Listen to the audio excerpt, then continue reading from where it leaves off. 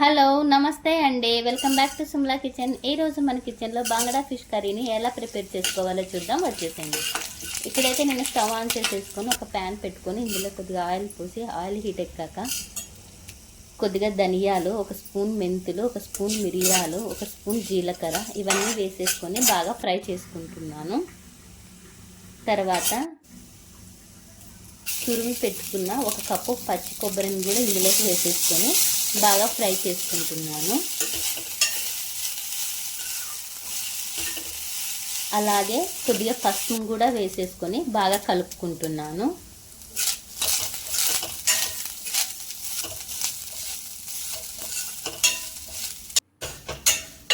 ఇక్కడైతే నేను ఫిష్ని నీట్గా క్లీన్ చేసేసుకొని ఒక ప్లేట్లోకి అయితే తీసుకుని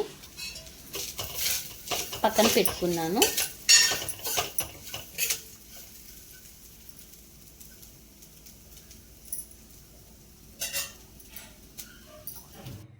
ఇంతలోపు మనకి ఇక్కడైతే మసాలా అయితే మంచిగా ఫ్రై అయిపోయింది. ఇలా ఫ్రై అయిన ఈ మసాలానంతా ఒక ప్లేట్లోకి అయితే తీసుకుంటున్నాను.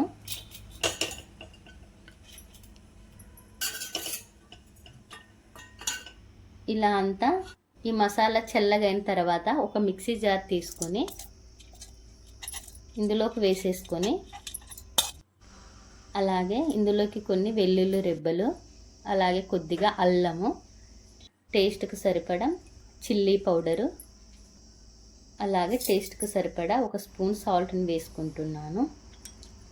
అలాగే నానబెట్టుకున్న చింతపండు గుజ్జును కూడా తీసుకొని ఇందులోకి వేసుకుంటున్నాను. అలాగే కొన్ని వాటర్ పోసేసుకొని మెత్తగా అయితే గ్రైండ్ చేసుకుంటున్నాను. ఇలా గ్రైండ్ చేసి పెట్టుకున్న ఈ పేస్ట్ని పక్కన పెట్టేసేసుకొని తర్వాత ఒక ప్యాన్ పెట్టుకొని ఇందులోకి ఆయిల్ పోసుకొని ఆయిల్ హీట్ ఎక్కాక కట్ చేసి పెట్టుకున్న ఉల్లిగడ్డ ముక్కలను వేసేసుకొని బాగా ఫ్రై చేసుకుంటున్నాను. అలాగే కట్ చేసి పెట్టుకున్న గ్రీన్ చిల్లీని కూడా వేసుకొని ఫ్రై చేసుకుంటున్నాను. కొన్ని కరివేపాకు రెమ్మలను కూడా వేసుకుంటున్నాను. ఇవన్నీ ఫ్రై చేసుకొని తర్వాత కట్ చేసి పెట్టుకున్న ఒక కప్పు టమాటా ముక్కను కూడా వేసేసుకొని బాగా ఫ్రై చేసుకుంటున్నాను.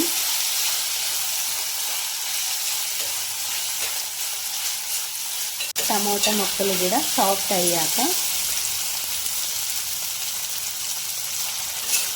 మనం మిక్సీ పట్టుకున్న మసాలా పేస్ట్నంతా ఇందులోకి వేసుకోవాలి.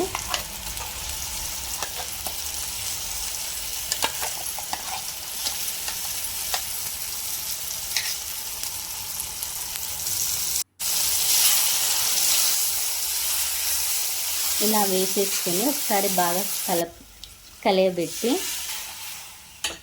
మనకి ఎంత గ్రేవీ కావాలో అంత వాటర్ పోసేసుకొని ఒకసారి బాగా కలుపుకొని మూత పెట్టేసేసుకొని మసాలా అంతా బాయిల్ అయ్యేలాగా ఒక 5 to 7 మినిట్స్ అయితే బాగా బాయిల్ చేసుకోవాలి మసాలాని.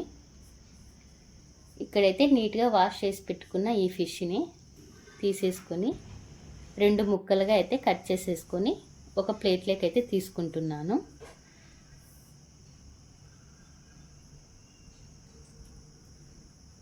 ఈ ముక్కలను ఇలా బాగా బాయిల్ అయిన ఈ మసాలాలోకి ఒక్కొక్కటిగా ఇక్కడ వేస్తున్నాను.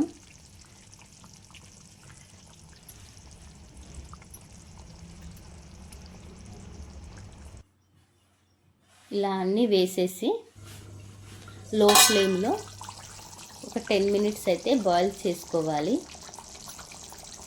ఇక్కడైతే మనకు కర్రీ అయితే రెడీ అయిపోయిందండి. ఫిష్ అయితే పర్ఫెక్ట్గా కుక్ అయిపోయింది. లాస్ట్లో అయితే కొద్దిగా కొత్తిమీరని అయితే వేసుకుంటున్నాను.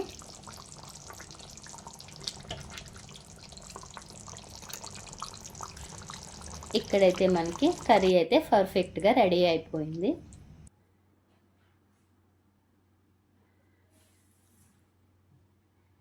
చాలా టేస్టీగా ఉంటుందండి ఈ కర్రీ. ఇలా రెడీ అయిన ఈ కర్రీని ప్లేట్లోకి వేసేసుకొని సర్వ్ చేసేసుకొని తినేయడమే.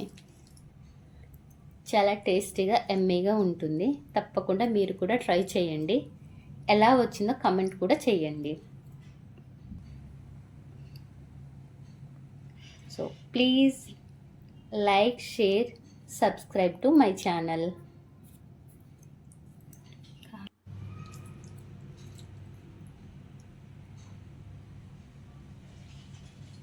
Thank you for watching my channel.